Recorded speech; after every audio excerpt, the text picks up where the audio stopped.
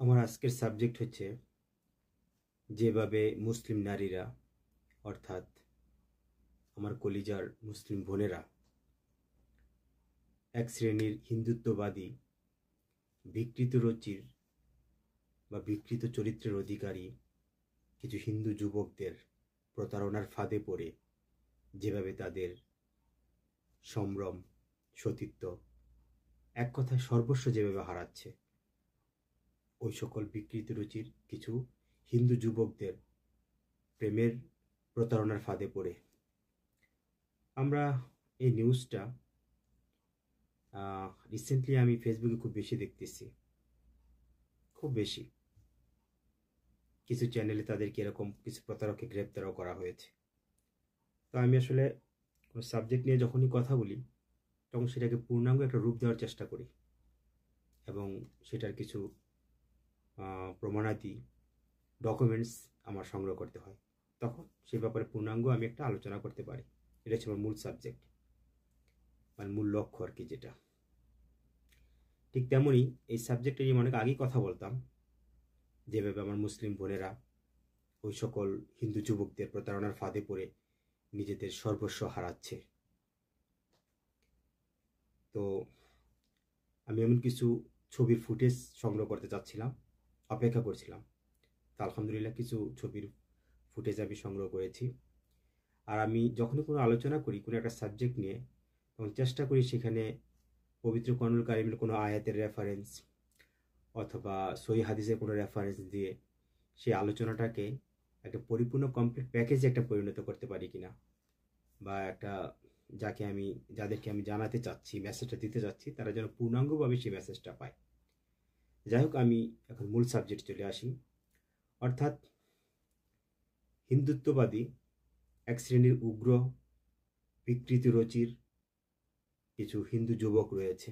আমি ঢালাওভাবে সকল হিন্দুদের বলবো না, কারণ কোনো ধর্মকে তুচ্ছ করে কথা বলা বা ছোট করে কথা বলা, তাদেরকে অপমান অপদস্থ করা, এটা আমাদের ইসলাম কখনো আমাদেরকে শিক্ষা দেয়নি, আল্লাহ রাসূল আমাদেরকে সেই শিক্ষা দেয়নি।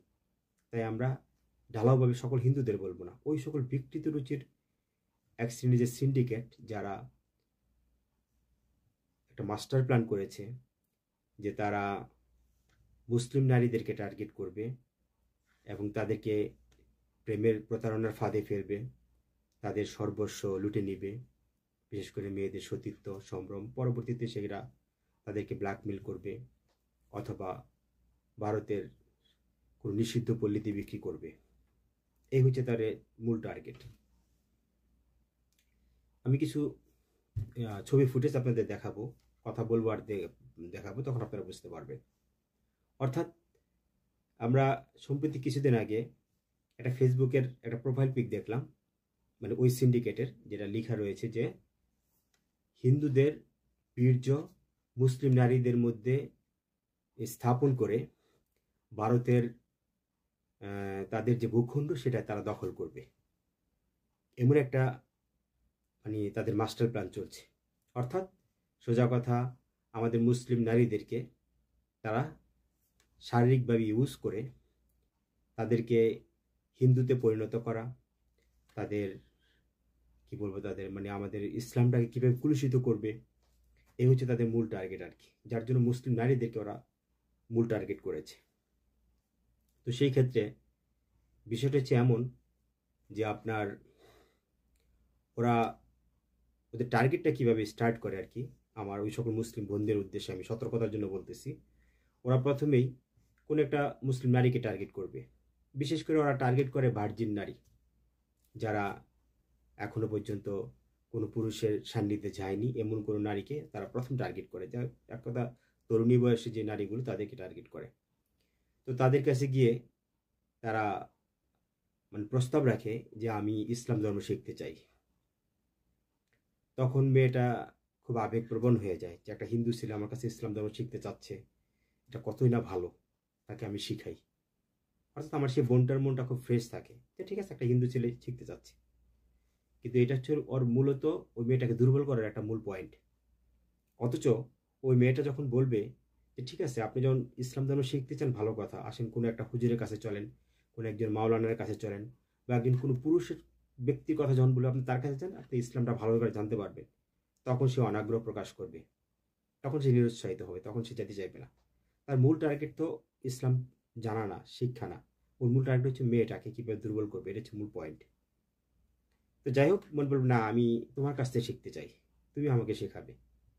তো যাই হোক, মেয়েটা তারপর ইসলামিক কিছু জিনিস ওকে বোঝাবে, এটা সেটা বলবে, তখন সেও যথেষ্ট ইমপ্রেস দেখাবে যে আমি খুব খুশি আসলে ইসলামের প্রতি, আমি ইসলাম ধর্ম গ্রহণ করতে চাচ্ছি। তখন মেয়েটা তো আরও ফিদা হয়ে যায়, না ঠিক আছে ছেলেটা যখন হিন্দু থেকে মুসলিম হতে চাচ্ছে। এভাবে আস্তে আস্তে একটা রিলেশন তাদের মধ্যে তৈরি হয়ে যায়। কোনো একটা সময় তাদেরকে বিয়েও করে, আর বিয়ে করেই ওদের যে ঘৃণ্য চরিত্রটা সেটা ফুটে ওঠে। অর্থাৎ প্রথমে মেয়েটা, যেহেতু আমি আগেই বলছি ওরা ভার্জিন টার্গেট করে, এটা টার্গেট করার মূল কারণটা হচ্ছে মেয়েটার সাথে যখন রিলেশন মানে প্রেমের সম্পর্কে যাবে, তখন সে বিয়ের প্রস্তাব দিবে, একে অপরের প্রতি যখন খুব বেশি উইক হয়ে পড়বে তখন মেয়েটা ওকে বিয়ে করতে চাইবে, এটা স্বাভাবিক। তখন মেয়েটাকে এক ধরনের মানে ট্রাপে ফেলে, যে বলে না তুমি আসলে কতটা এখনো পর্যন্ত ভালো আছো আমি তো সেটা জানি না, আচ্ছা ঠিক আছে তুমি তার প্রুফ দেখাও বা কি, মানে এই ধরনের কিছু মেয়েটাকে দুর্বল করে। তো মেয়েটা জাস্ট তার ভালোবাসার গভীরতা থেকে এবং তার বিশ্বাস থেকে চিন্তা করে যে আমি একটা মুসলিম বানাইছি, সে আমাকে বিয়ে করতে চাচ্ছে, কোনো সমস্যা নাই, কোনো তো প্রবলেম নেই। তখন মেয়েটা সেই সরল মনে বিশ্বাসে ওই ছেলেটার সাথে, যেটাকে ইন্টিমেট বলে, ইন্টিমেট করতে চাচ্ছে, তার শারীরিক একটা সম্পর্ক করতে চাচ্ছে, সেটা করে ফেলে মেয়েটা বিশ্বাস করে। আর যখনই করে তখন উক্ত সেই কালপিট বা যে দুষ্কৃতিকারী, যে বিকৃতি রুচির চরিত্রের অধিকারী যেই যুবকটা, সেগুলো গোপনে ক্যামেরার মাধ্যমে সেগুলো ধারণ করে, যাতে তাকে পরবর্তীতে সেই ব্যাপারে ব্ল্যাকমেল করতে পারে। এটা হচ্ছে মূল টার্গেট। তারপর থেকে মেয়েটার ওই গোপন ভিডিও ধারণ করার পরবর্তীতেই মেয়েটাকে একটার পর একটা ব্ল্যাকমেল করতে থাকে।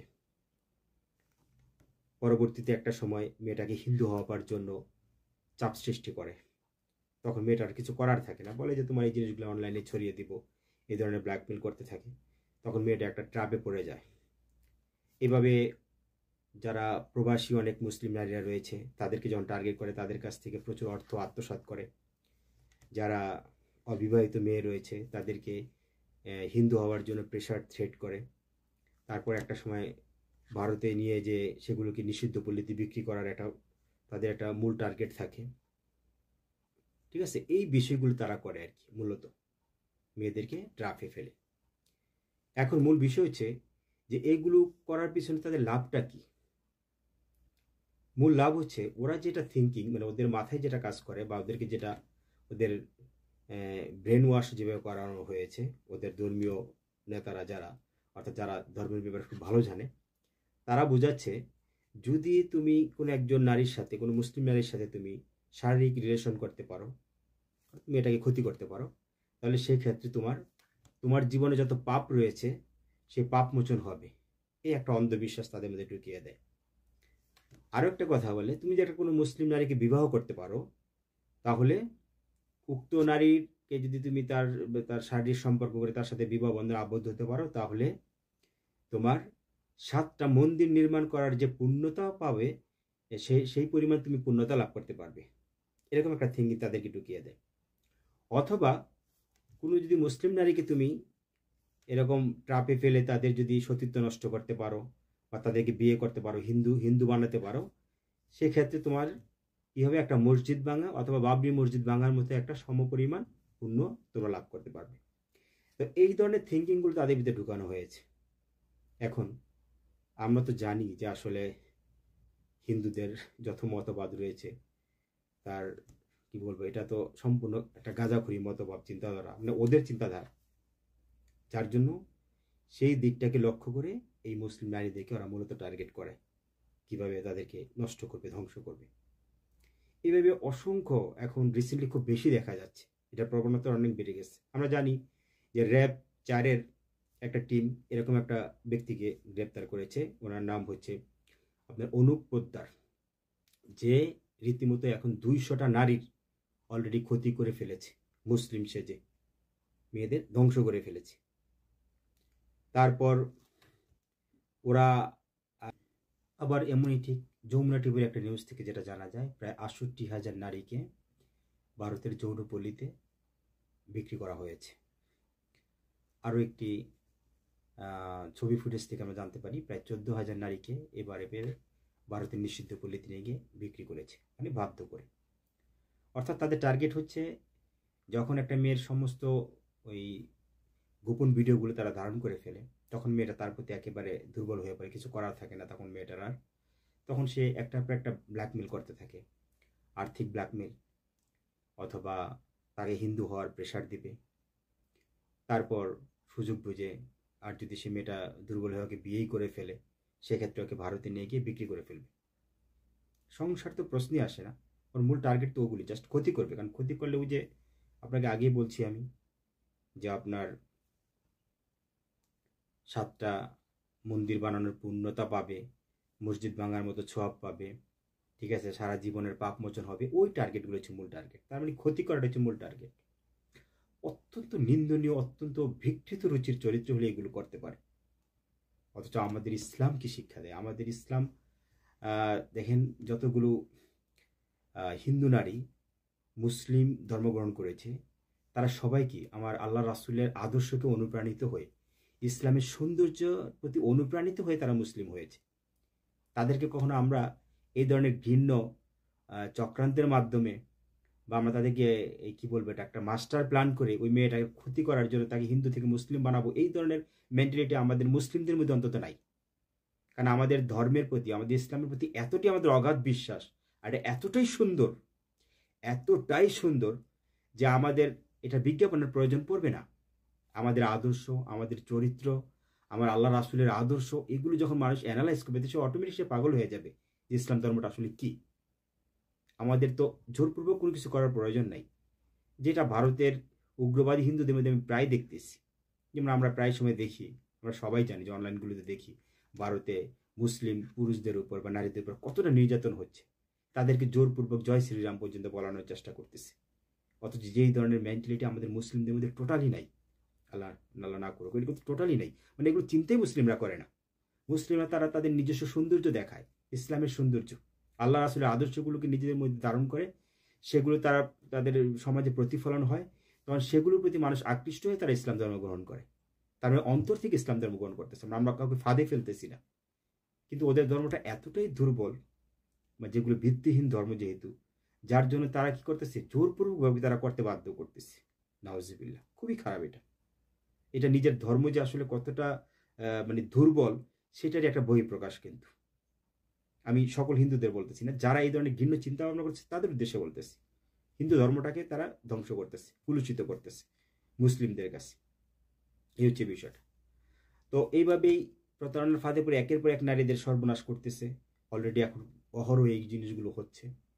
তারপর ভারতের অসংখ্য মুসলিম নারীদেরকে তারা, হিন্দুদের এক ধরনের ব্ল্যাক ম্যাজিক আছে, আমরা হয়তো জানি না, ওরা তো এরকম তান্ত্রিক মান্ত্রিক এরকম ব্ল্যাক ম্যাজিকগুলো খুব ভালো বুঝে। তো এগুলোর মাধ্যমে ওই মেয়েটাকে এই আপনার একটা ঘোরের মধ্যে নিয়ে যায়, তাদেরকে দুর্বল করে ফেলে। আর বাংলাদেশে যে সকল নারীগুলো আছে, বা হিন্দু যে মুসলিম নারীগুলো যারাই আছে, তাদেরকে যখন প্রেমের ফাঁদে ফেলে, তারপর যখন তাদেরকে একটা সময় কোনো একটা নির্দিষ্ট জায়গায় নিতে পারে, নিরিবিলি কোনো জায়গায়, তখন তাদেরকে স্লিপিং যে পিলটা আছে সেটা ইউজ করে খাদ্যের মাধ্যমে, সেটা দিয়ে মেয়েটাকে অচেতন করে ফেলে, দুর্বল করে ফেলে। তারপর তার সাথে অনৈতিক বা অশ্লীল বা শারীরিক যে একটা সম্পর্ক সেটা করে, সেটা আবার ভিডিও ধারণ করে। মূল টার্গেট হচ্ছে ওইটা আর কি। এক তো সে পূর্ণ কামালো, প্লাস আবার পরবর্তী সে তাকে ব্ল্যাকমেল করবে, চাপ সৃষ্টি করবে, মানে যত রকম নোংরামি যত কিছু আছে এগুলো। এবং এই যে ওরা এই মন মানসিকতা তাদের মধ্যে কাজ করতেছে, যেগুলো তাদের পূর্ণতা হবে, এগুলো তাদের থিঙ্কিং। আমি খুব দুঃখের সাথে বলতে হয়, অনেক সময় জিদ করে খুব রাগ হয় আর কি, খুব অভিমান হয় তাদের প্রতি, যে তাদের কেন এই মেন্টালিটি হবে। আসলে যারা মনে করেন যে আপনার সকালে নাস্তা শুরু করে গোমূত্র খেয়ে, তাদের ব্রেনে কি কাজ করবে, কতটা মানে কতটা বিকৃত মস্তিষ্ক হলে মানে এই ধরনের জিনিস তারা খাদ্য হিসেবে গ্রহণ করতে পারে। আর এই ধরনের খাদ্য যারা ইউজ করবে, সেটা গরুর গোমূত্র যারা ইউজ করবে, তাদের মস্তিষ্ক কতটুকু ভালো থাকবে। মানে আমি কি বলবো, মানে খুব লজ্জা হয় আসলে এই বিষয়গুলো যেন আলোচনা করি। অথচ আমাদের ইসলাম ধর্মটা কতটা সুন্দর, তাদের ধর্মটা কতটা, মানে কি বলবো আমি, মানে তখন পার্থক্যটা তখনই চলে আসে। আমি যখনই কোনো ইসলামিক কোনো বক্তব্য রাখি, কোনো একটা পোস্ট করি, কোনো একটা ভিডিও পোস্ট করি, অথবা কোনো একটা আমি আপনার লেখা পোস্ট করি, তখন সেখানে হিন্দুরা প্রায় সময় ছেলেরা, হিন্দু হিন্দু যে যুবকরা বা ছেলেরা পুরুষ যারা আছে, তারা আমার একটা কমেন্ট করতেই থাকে আমার ধর্ম নিয়ে, কটুভক্তি, এইটা সেটা অনেক কিছু নানাবিধ প্রবলেম, আমি প্রতিনিয়ত ওইটা হ্যারাসমেন্ট হচ্ছে আমি। অথচ আমরা মুসলিমরা কিন্তু, ওরা হিন্দুরা, হিন্দু যে পণ্ডিত যারা, তারা যে এত গাঁজাখুরি, এত মন্তব্য তারা বলতেছে, যেগুলো কোনো যুক্তি নাই, ভিত্তি নাই, কিছু নাই, মানে যত সব অশ্লীল উল্টাপাল্টা কথাবার্তা, কিন্তু আমরা মুসলিমরা কিন্তু সেখানে ইন্টারফেয়ার করি না তাদের ব্যাপারে। আমাদের এত নাক কান দেয় না, কারণ দরকার নেই। ঠিক আছে, ওরা একটা পথভ্রষ্ট ভ্রান্ত ধারণা নিয়ে আসে, থাকুক, তাদের ব্যাপার। যার যার আমল নামে নিয়ে শেষে যাবে, শেষে তার রবের কাছে, তাদের স্রষ্টার কাছে, যদি ওরা মনে করে তাদের স্রষ্টা ঠিক আছে, তাকে জবাব দিবে। এই হচ্ছে বিষয়টা, যার জন্য মুসলিমরা এইসব ব্যাপার নিয়ে এত বেশি মাথা ঘামায় না। ওদের মধ্যে যত রকম টার্গেট, যেহেতু ওদের ধর্মটা দুর্বল, যার জন্য ওরা চেষ্টা করে প্রেশার থ্রেট করে কি করা যায়। এগুলো তো একটা ধর্মকে ছোট করা ভাই। আমি তো চাই না যে কোনো মুসলিম মানে কোনো হিন্দু, আমি চাই না যে আপনার ধর্মটা আপনাদের কাছে ছোট হয়ে যাক। ওই সকল ব্যক্তিগুলোর ব্যাপারে আপনারাও প্রতিবাদ করেন, কারণ ওদের জন্য আপনারা ছোট হচ্ছেন। এই যে আজকে আমরা দুইটা কথা বলতেছি, আজকে আমার মুসলিম বোনদেরকে এইভাবে ধ্বংস করতেছে, এটা তো কোনো গর্বের কোনো বিষয় না, লজ্জার বিষয়। এইভাবে প্রতারণার ফাঁদে পেরে যেন আমার কোনো একটা মুসলিম বোনকে আপনারা ক্ষতিগ্রস্ত করবেন। আমরা মুসলিমরা তো আপনাদের ধর্মের নারীদেরকে এইভাবে আমরা নিয়ে আসি না, তার নিজে থেকে আসে, তার স্বইচ্ছা যে ধর্ম প্রচার করতে চায় করবে, ধর্মগ্রহণ করতে চাইলে করবে। তো যাই হোক, আমার মূল টার্গেট হচ্ছে এটাই, যে আজকের ভিডিওটা করার। আমার ওই সকল প্রত্যেকটা বোনদের উদ্দেশ্যে বলবো, আমার কলিজার বোনদের উদ্দেশ্যে, বোন, আপনাদের কাছে আমার বিনীত অনুরোধ, আবারও বলতেছি, আপনাদের কাছে আমার বিনীত অনুরোধ, অ্যাজ এ ভাই হিসাবে, মুসলিম ভাই হিসাবে, অথবা আপনার ভাই হিসাবে, যেটাই ধরেন, আপনারা এই ধরনের প্রতারণার ফাঁদ থেকে নিজেকে একটু হেফাজত করেন। যখন যে ছেলের সাথে রিলেশনে যাবেন বা সম্পর্ক করতে চাইবেন, তার ব্যাপারে ভালো করে ইনকোয়ারি করেন, তার ভিতরে আসলে কি, মানে সে কোন ধর্মের, এটা হচ্ছে মূল বিষয়। আর দ্বিতীয় হচ্ছে, যদি সে হিন্দু হয়ে যে মুসলিম হতে চায়, আপনি তাকে ইসলাম ধর্মে শেখাবেন না, ঠিক আছে, তাকে অন্য হুজুর আছে, মাওলানা আছে, তাদের কাছে পাঠাবেন। যদি না যেতে চায়, তাহলে বুঝতে পারেন তার ভিতরে অন্য কোনো দুর্বসন্ধি রয়েছে, অন্য কোনো ইন্টেনশন রয়েছে, খারাপ কোনো মতলব রয়েছে, তার থেকে সরে আসবেন।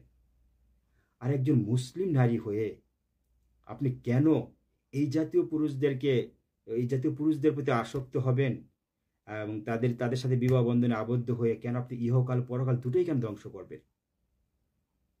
এটা হচ্ছে মূল বিষয়। একজন মুসলিম নারী কখনো এই চিন্তা করতে পারে না। হ্যাঁ, এমন কিছু মুসলিম আছে, যারা নারী আছে, যারা আসলে ইসলামের প্রতি একটু উদাসীন, তারা একটু দেখা গেছে আপনার ওয়েস্টার্ন কালচারে চলতে পছন্দ করে, বা ধর্মের ব্যাপারে এতই তাদের কাজ করে না। সেই ক্ষেত্রে ওই সকল নারীগুলো এই ধরনের ফাঁদে বেশি পড়ে, যারা ধর্মের ব্যাপারে খুব একটা গভীর জ্ঞান রাখে না বা ভালোবাসা রাখে না। ঠিক আছে, তাদের ক্ষেত্রে ভুলটা হয়ে যায়। তাদের প্রতি আমার অনুরোধ, তাদের কাছে কেন যেতে হবে বলুন আপনাদেরকে?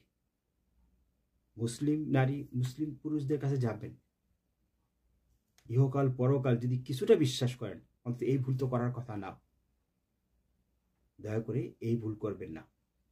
আরেকটা বিষয় আমার যেটা মনে হয়, যেভাবে একের পর এক আপনার ছবি ফুটেজগুলো আসতেছে, এমনও হতে পারে যেহেতু ওদের ম্যাক্সিমাম হিন্দু নারীগুলো মুসলিম ধর্মে আসতেছে, এটা ওদের ব্যালেন্স তৈরি করার জন্য, মানে নিজেদের শ্রেষ্ঠত্ব কিছুর দাবি মানে প্রমাণ করার জন্য ওরা এই ছবি ফুটেজগুলো বেশি দিচ্ছে। এমনও হতে পারে ওই ছবিগুলোর মধ্যে যে নারীগুলো তাদের সাথে আছে, বোরকা পরা যে নারীগুলো আপনি দেখতে পাচ্ছেন, হয়তো দেখা গেছে তাদের ভিতরে হয়তো সবইগুলি হিন্দু নারী। হিন্দু নারীদেরকে বোরকা পরায় জাস্ট তারা একটা শো আপ করতেছে, মানে আমাদের ধর্মটাকে দুর্বল করার জন্য, যে তোমাদের যেমন আমার হিন্দুরা যেমন মুসলিম হচ্ছে, তোমাদের মুসলিমরা আমরা হিন্দু বানাচ্ছি। এটা জাস্ট কি আমাদেরকে একটা ধোকার মধ্যে ফেলার চেষ্টা করতেছে। এটাও তাদের একটা মাস্টার প্ল্যান।